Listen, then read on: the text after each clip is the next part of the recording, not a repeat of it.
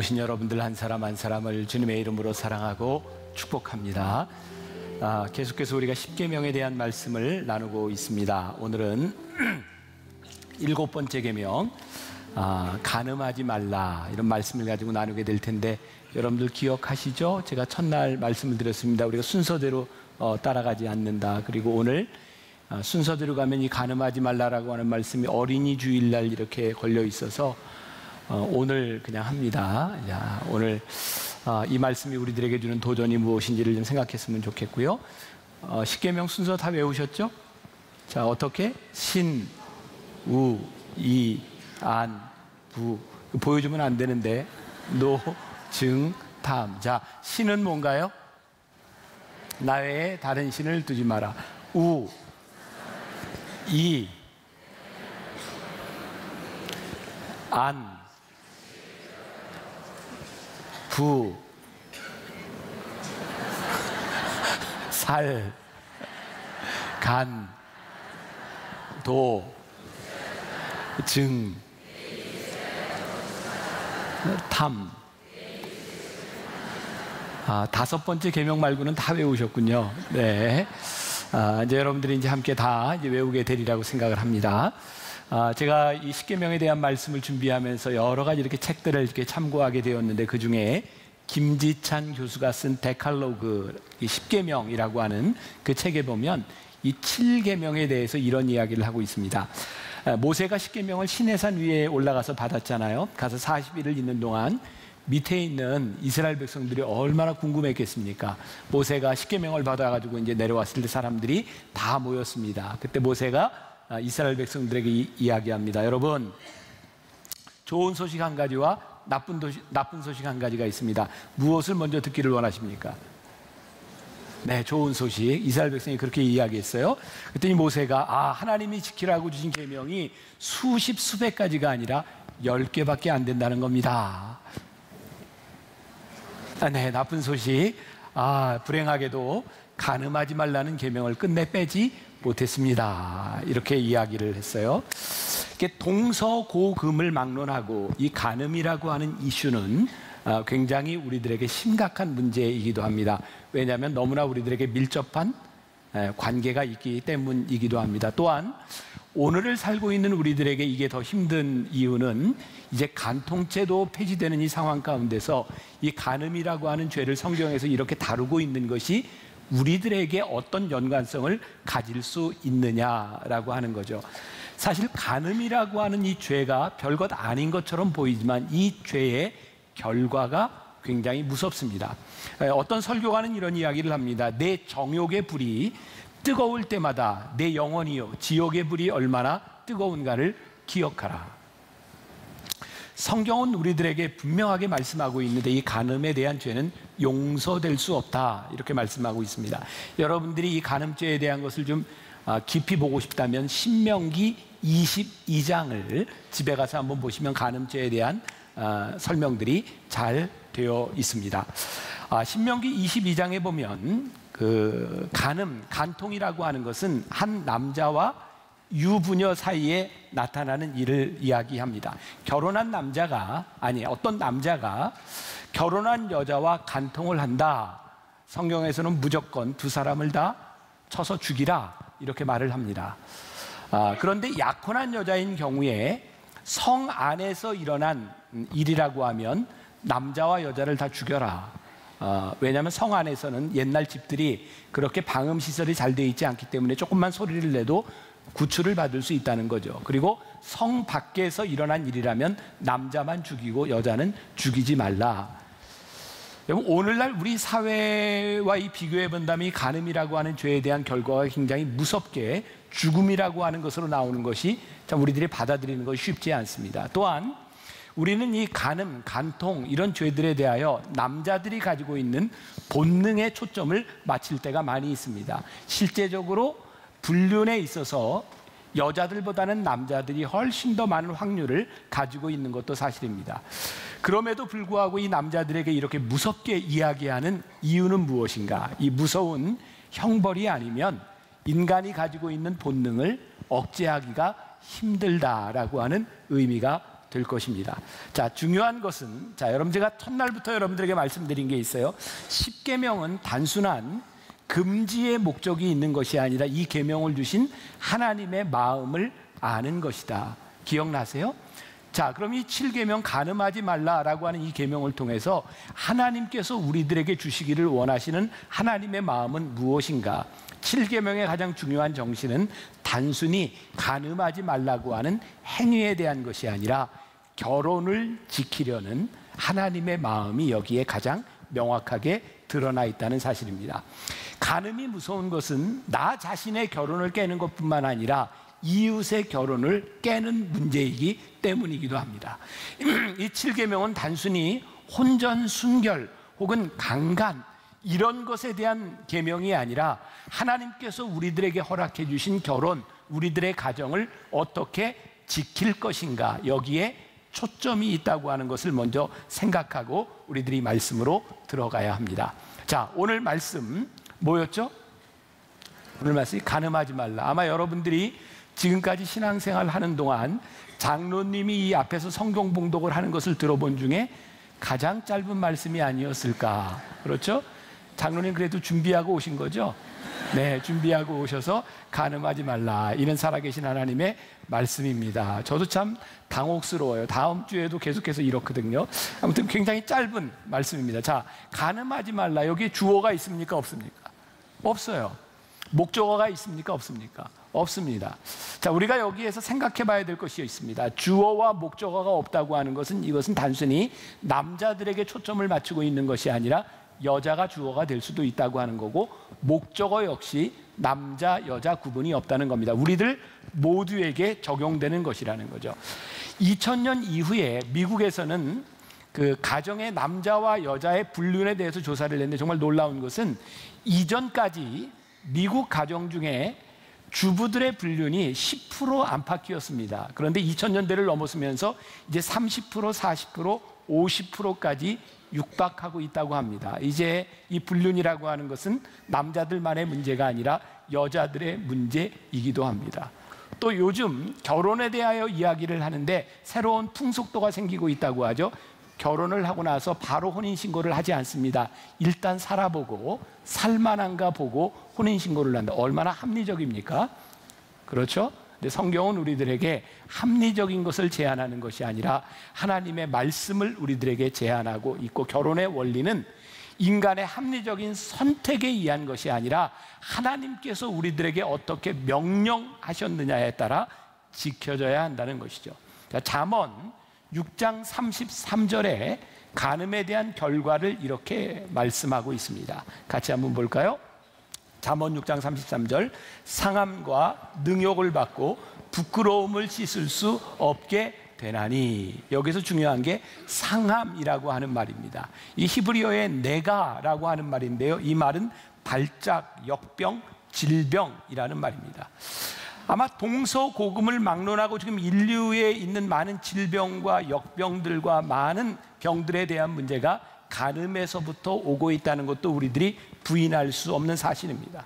고린도전서 6장 18절에 음행을 피하라, 그 이유에 대해서 이렇게 말씀합니다. 같이 봉독해 볼까요? 사람이 범하는 죄마다 몸 밖에 있거니와 음행하는 자는 자기 몸의 죄를 범하느니라. 자, 이게 무슨 말이에요?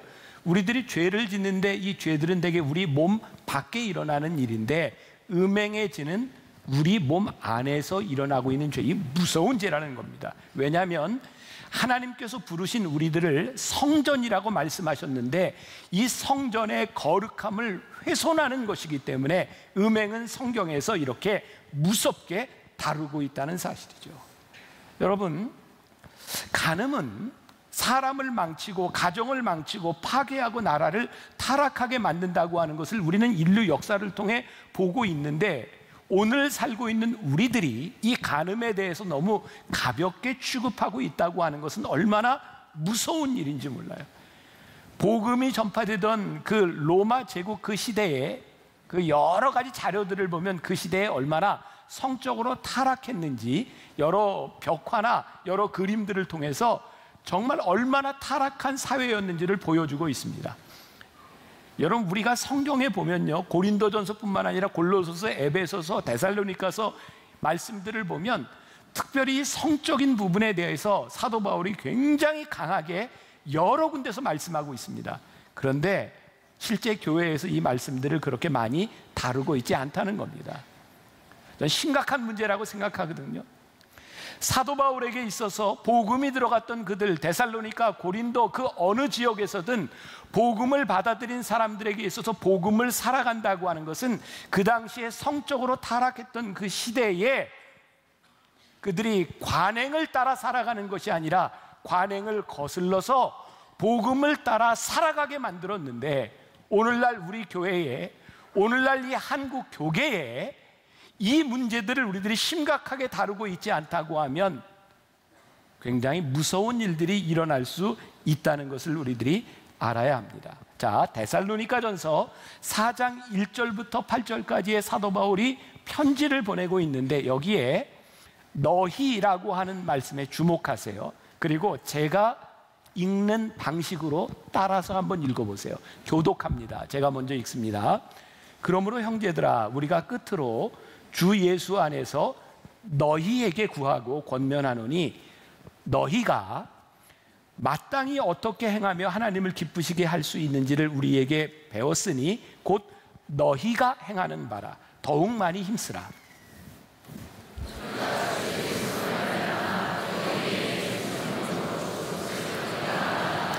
하나님의 뜻은 이것이니 너희의 거룩함이라. 곧 음란을 버리고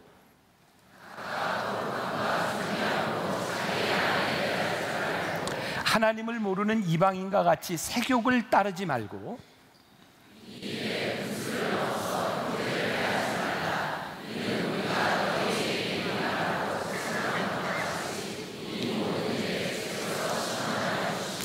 하나님이 우리를 부르심은 부정하게 하심이 아니요 거룩하게 하심이니,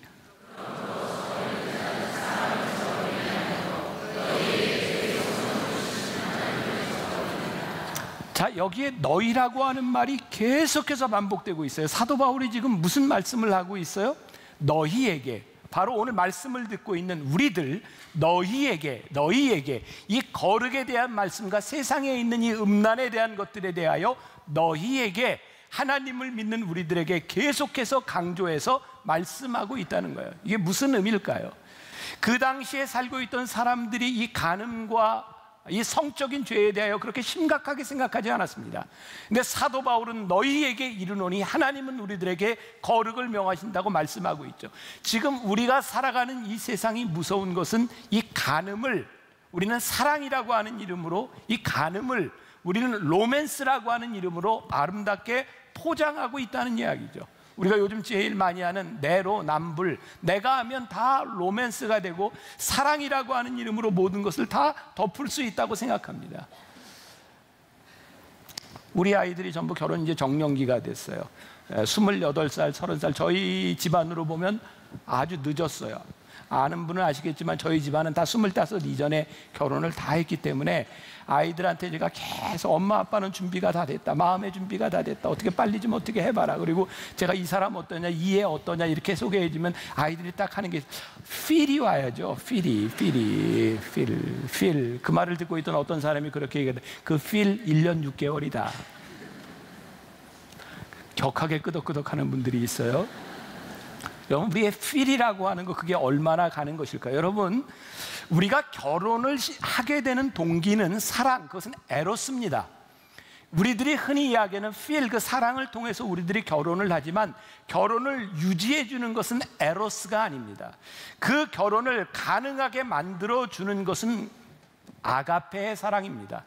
우리들 누구나 인간의 감정의 변화를 경험하고 권태기라는 것도 경험합니다. 그래서 인간들은요, 사랑이 식으면 그것을 빠져나갈 구멍을 찾으려고 하지만 하나님의 법은 사랑이 식었을 때 그것을 어떻게 지켜야 하는가, 그것을 어떻게 소중히 여겨야 하는가를 우리들에게 말씀하고 있습니다. 사랑이 전부가 아니라 사랑이 사랑되게 하는 것이 무엇인가를 성경이 우리들에게 말씀하고 있는 것입니다. 여러분, 7계명 간음하지 말라라고 하는 것은 단순한 행위에 초점이 있는 것이 아니라 하나님께서 우리들에게 허락하신 가정과 결혼을 우리가 어떻게 지킬 것이냐의 문제이다. 이것을 기억하십시오. 우리는 또 이렇게 이야기합니다.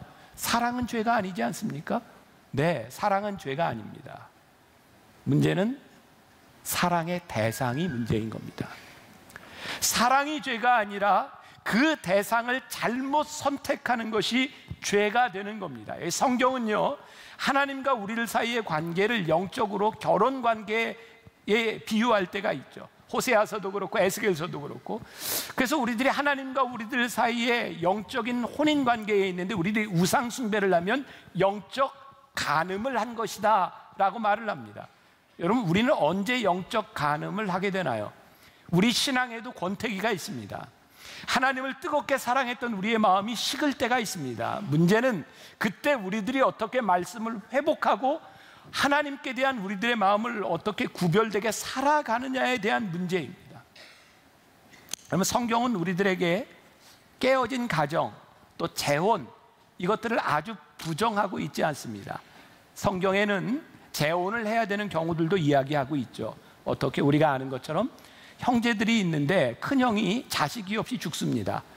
그러면 그 동생이 그 형수를 취해서 같이 살아야 합니다. 왜냐하면 그 당시에는 자손을 이렇게 남겨주는 것이 큰 일이었기 때문이죠. 또 남편이 갑자기 여러분들 그 룻의 경우에서 보는 것처럼 남편들이 다 죽었는데 이게 돌봐줄 사람이 없으면 가장 가까운 친족이 그 사람을 돌보게 되어 있습니다. 그래서 당시에 남자들이 현저하게 부족했던 그 시대에 한 남자가 제대로 살 수 없는 여자들을 어떻게 보호할 것이냐, 보호법을 가지고 있었어요. 여러분, 성경의 이 간음에 대한 것을 여러분들 신명기 22장에 가서 보면 강간을 당하거나 성폭행을 당하거나 성추행을 당한 사람들을 대하여 어떻게 보호해야 될 것이냐를 성경이 우리들에게 분명하게 말씀하고 있습니다. 중요한 것, 우리들이 어떻게 우리의 이웃을 보호하고 우리의 가정과 결혼을 보호할 것이냐, 이것이 말씀의 핵심이라는 것을 기억하면서 이 거룩을 훼손하는 이 음욕과 간음에 대한 문제가 성경은, 예수님은 우리들에게 마음에서부터 시작하는 것이라고 말씀하고 있어요. 자, 마태복음 5장 27절부터 28절까지 말씀, 우리 같이 한 목소리로 봉독해 봅니다. 시작. 또 간음하지 말라 하였다는 것을 너희가 들었으나 나는 너희에게 이르노니 음욕을 품고 여자를 보는 자마다 마음에 이미 간음하였느니라. 자, 남자들 굉장히 불편하죠? 좀 진지하게 읽어보세요. 불편한지 안 불편한지. 간음하지 말라 하였다는 말을 너희가 들었으나 나는 너희에게 이르노니 음욕을 품고 여자를 보는 자마다 마음에 이미 간음하였느니라. 안 불편하세요? 저 굉장히 불편한데. 자, 이 말씀을 이렇게 보세요. 제가 이번 주에 읽었던 책입니다. 제임스 브라이언 스미스가 쓴 선하고 아름다운 삶에 나오는 이야기입니다. 이 제임스 브라이언 스미스가요, 목사입니다. 어느 날 아침 해변을 남동생과 함께 걷고 있었는데 묵상하면서요, 그리고 이 경건한 이야기를 나누며 아침 해변을 쫙 걷고 있는데 저 앞에서 비키니를 입은 여자가 다가오고 있습니다. 그 순간 묵상하며 하나님의 말씀을 나누었던 형제가 동시에 그 여자에게로 눈길이 갑니다. 그리고 그 책에서 이렇게 얘기합니다. 그것이 죄일까요? 아니라고 이야기를 합니다. 묵상하고 있지만, 하나님의 말씀을 나누고 있지만 그들 눈앞에 비키니를 입은 여자가 지나갈 때 그것을 바라보는 것은 본능에 대한 부분입니다. 그것은 죄가 아닙니다. 문제는 그 여인을 바라보고 계속해서 묵상하는 게 죄인 거죠. 오늘 여기 음욕을 품는 자라고 하는 말이 무슨 의미인지 아세요? 이거는 암탉이 알을 품는다, 이런 말입니다. 그러니까 우리들에게 여자를 바라보면서, 여자들은 남자를 바라보면서 매력적으로 느끼고 눈길이 가는 것을 성경은 죄라고 이야기하지 않습니다. 근데 그것을 품어서 그것이 우리들의 행동으로 나타나도록 하는 것이 죄라고 말씀하고 있는 거예요. 우리들이 이것을 잘 구별할 수 있어야 합니다. 사랑이 죄는 아니라 그 올바르지 못한 대상을 향하여 품은 그 사랑이, 그 마음이 행동으로부터 진행되지 않도록 하나님의 마음이 우리들 안에서 작동하기 시작할 때 우리들이 하나님의 마음을 알 뿐만 아니라 계명을 지키는 자가 되는 거죠. 제가 예를 들어볼게요. 지난번 성지순례를 갔을 때 안내하던 가이드가, 여러분 이제 여행을 하면은 가이드들이 쇼핑하는 데다 이렇게 내려주잖아요. 내려주면서 사람들에게 이렇게 이야기를 하죠. 여러분, 여기 쇼핑센터에 왔습니다. 이성적인 생각은 버스에 다 내려놓으시고, 쇼핑센터에 들어가면 남편들은 간섭하지 마시고 마음껏 쇼핑하십시오. 이성적인 생각을 내려놓으면 비이성적인 행동들을 하는 겁니다. 우리 인간은 우리들이 가지고 있는 본능에 의해서 살아가는 것이 아니라 하나님께서 우리 안에 계심으로 인하여 그 하나님의 마음이 우리들 가운데 작동되고, 하나님께서 우리들에게 결혼하게 하시고 가정을 우리들에게 지신 것에 대하여 우리들이 어떻게 그것을 지켜야 될 텐지를 마음에 품지 않으면 우리는 음욕을 품고 그것이 행동으로 나아갈 수 있고 깨질 수 있는 존재라고 하는 것을 우리들이 알아야 된다는 거죠. 그래서 골로새서 3장 2절부터 6절까지 말씀에 제가 한번 봉독해 드릴게요. 위의 것을 생각하고 땅의 것을 생각하지 말라. 이는 너희가 죽었고 너희 생명이 그리스도와 함께 하나님 안에 감추어졌습니다. 우리 생명이신 그리스도께서 나타나실 그때에 너희도 그와 함께 영광 중에 나타나리라.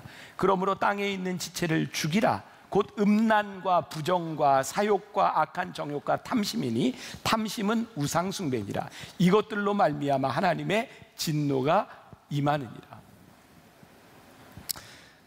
위의 것을 생각하라. 자, 오늘 제가 여러분들에게 좀 진지하게 묻겠습니다. 진지하게 대답하세요.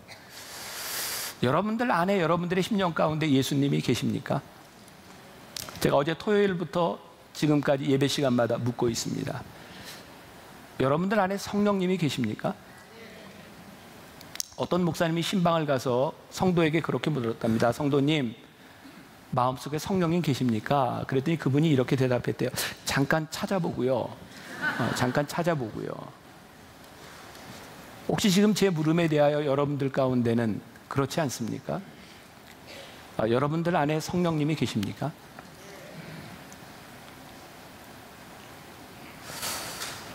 오래전입니다. 벌써 10여 년 전이죠. 제가 파리에서 유학생들을 위한 그런 집회에 갔을 때 여러 강사가 함께 갔고요. 모든 강사들이 매 시간마다 말씀을 들으며 다른 분들의 설교를 들을 때였어요. 한 목사님이 그 유학생 청년들을 향해서 똑같이 물었습니다. 여러분들 안에 성령님이 계십니까? 근데 저는 그 물음이 유학생들에게 물은 물음이 아니라 저에게 묻는 물음으로 들렸고 제가 심각하게 그것을 받아들였습니다. 저는 하나님의 은혜를 체험한 사람입니다. 저는 목사입니다. 저는 목회를 하는 사람입니다. 근데 내 안에 성령님이 계신가라고 하는 그 물음에 대하여 내가 확실하게 내 안에 성령님이 계셔서 나는 어떠한가? 이것이 저에게 굉장히 큰 도전이 되었어요. 그리고 그 목사님이 그 청년들을 향해 이렇게 이야기하기 시작했습니다. 여러분들을 아는 사람들, 여러분들의 친구들, 여러분들의 교회 동료들이 있는 곳에서 여러분 그 사람들과 함께 인터넷 포르노를 볼 수 있습니까? 못 보지 않습니까? 그런데 아무도 없는 홀로선 곳에서 예수님과 단둘이 여러분들 안에 성령님이 계시다면 정말 예수님하고 그렇게 친해서 예수님하고 같이 포르노를 볼 만큼 그렇게 예수님하고 친한 관계입니까? 결국 그것은 예수님과 친하다고 하는 것이 아니라 우리 안에 성령님이 계시지 않다는 증거가 아니겠습니까?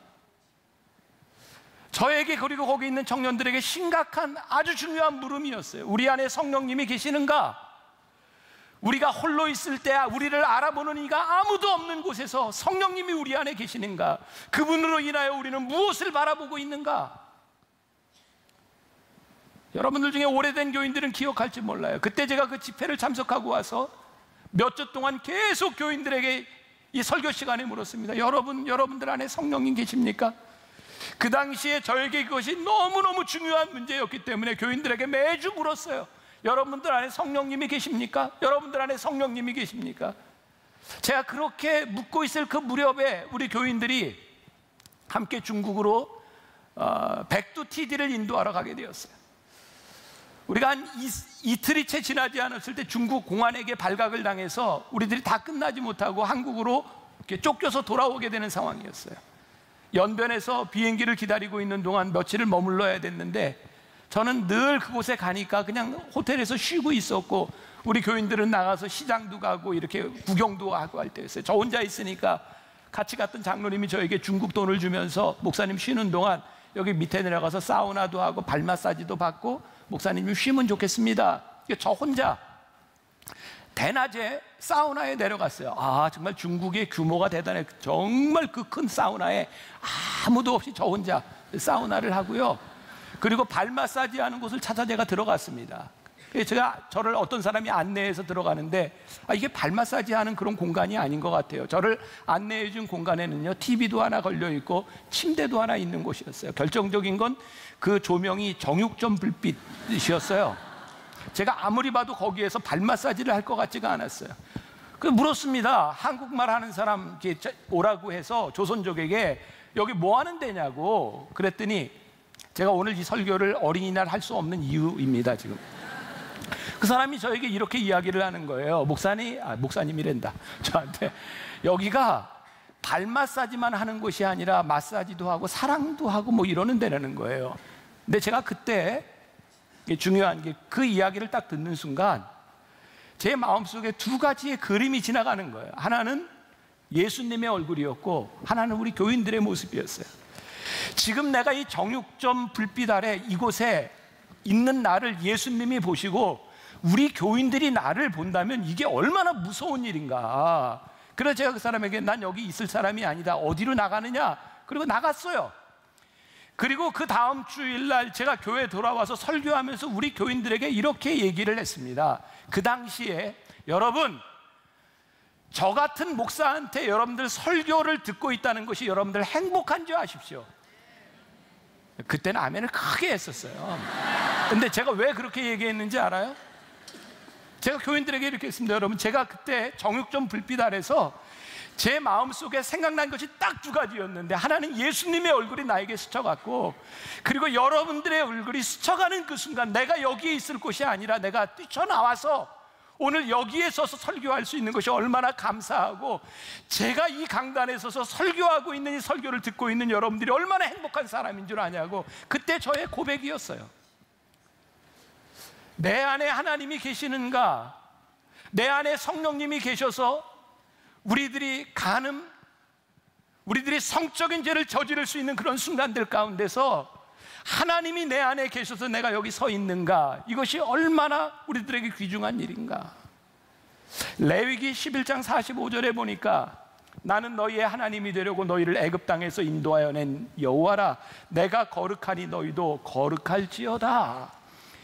하나님께서 우리를 그 땅에서 인도하여 내신 이유가 무엇이냐면, 내가 너희의 하나님이 되려고 너희를 인도했는데 내가 거룩하니 너희도 거룩해라. 그런데 오늘날 이 교회 안에서, 오늘날 이 우리들의 말씀 가운데서 이 거룩이라고 하는 말씀들을 그렇게 많이 하지 못하고, 이 간음이 얼마나 무서운 죄인지를 우리들이 이야기하지 못하는 시대를 우리들이 살아가고 있다는 거예요. 그래서 거룩함을 잃어버리고 하나님의 능력을 잃어버린 세상에서 우리들이 살아가고 있다는 거예요. 오늘 하나님의 이 계명이, 하나님의 마음이 우리들 가운데 들어오기 시작할 때 이 간음하지 말라고 하는 이 말씀이 우리들에게 왜 축복인가?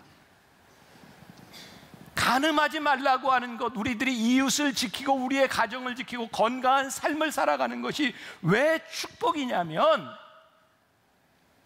여러분들 우리들 주변에 보면 성적인 죄를 저지르면서 운동선수로 성공하는 사람들이 있고요, 성적인 죄를 지면서 연예계에서 성공하는 사람도 있고, 사업에서 성공하는 사람도 있고, 정치에서 성공하는 사람도 있다 이 말이에요. 그런데 중요한 것은 그 사람들이 그렇게 성적인 죄를 지으면서 어떤 곳에서 두각을 드러낼지 모르지만 분명한 것은 우리들이 하나님 앞에 거룩하지 못하면 하나님이 우리를 쓰시지 못한다는 거예요.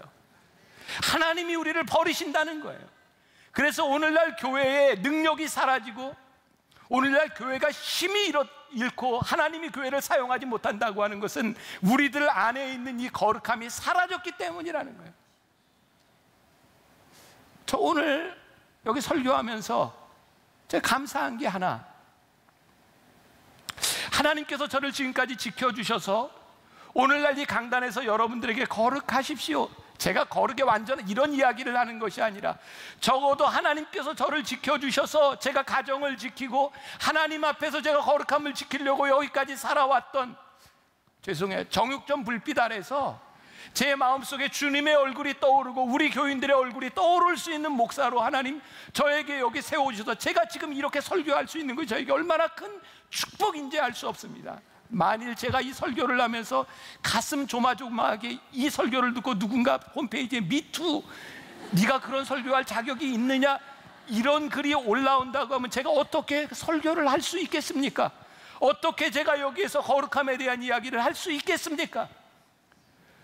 여러분들이 이 땅 위에 살아가면서 하나님의 사람으로 살아가는데, 우리들이 영향력 있는 사람, 여러분들의 가정에서 영향력 있는 부모가 되고 여러분들이 자녀들을 향하여 거룩을 이야기하고 순결을 이야기할 수 있는 것은 여러분들이 하나님 앞에서 지켜야 될 것이 있는 거예요. 왜? 거룩한 자를 하나님이 영향력 있게 쓰시기 때문이죠. 우리가 잘 아는 미국의 대통령 클린턴이지 않습니까? 그 사람은 경제를 일으킨 유능한 대통령, 근데 그에게 흠이 있었어요.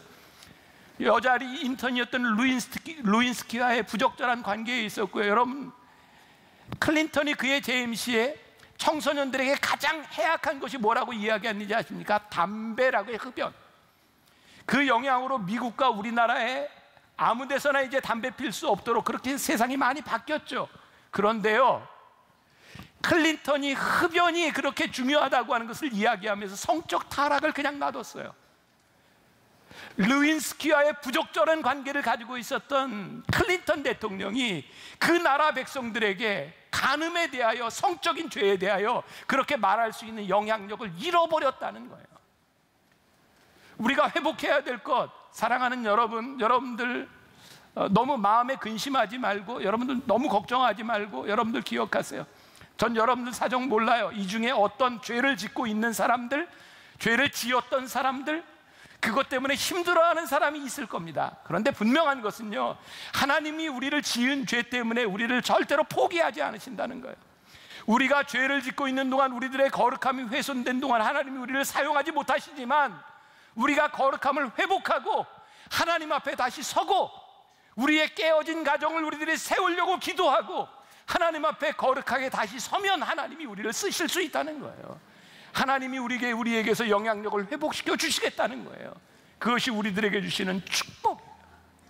이사야서에도 예레미야서에도 하나님은 이스라엘 백성들을 바라보며, 깨어진 이스라엘 백성들을 바라보며 그들에게 환상을 보여주세요.